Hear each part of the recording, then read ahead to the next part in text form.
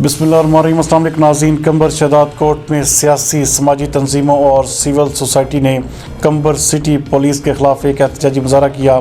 हमारे bureau chief Ali गुल मुगैरी के मुताबिक इस मौके पर मुजाहिरीन ने हाथों में प्ले कार्ड उठाकर पुलिस के खिलाफ सख्त नारेबाजी की।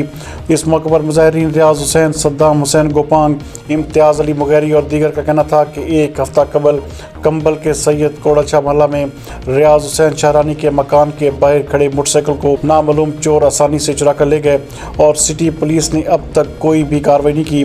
जबकि इस मोटरसाइकिल की चोरी का हमने सिटी थाने में नामालूम चोरों के खिलाफ पर्चा भी दर्ज करवाया। इस हवाले से सिटी थाने के इंचार्ज ने 3 दिन की मोहलत मांगी थी, लेकिन अफसोस से कहना पड़ता है कि एक हफ्ता गुजर जाने के बावजूद अब तक पुलिस ने कोई कार्रवाई नहीं की और ना ही चोरी की गई मोटरसाइकिल को वापस लाया जा सका। हम इस अमल को पुलिस की मुकम्मल तौर पर नाअहली और सुस्ती समझते हैं। मुजाहिरीन ने IG Sindh, DIG Larkana, SSP कंबर शहदाद कोर्ट से मुतालबा करते हुए कहा कि चोरी की हुई मोटरसाइकिल वापस करवा कर कंबर शहर में अमन की फ़िज़ा को कायम किया जाए।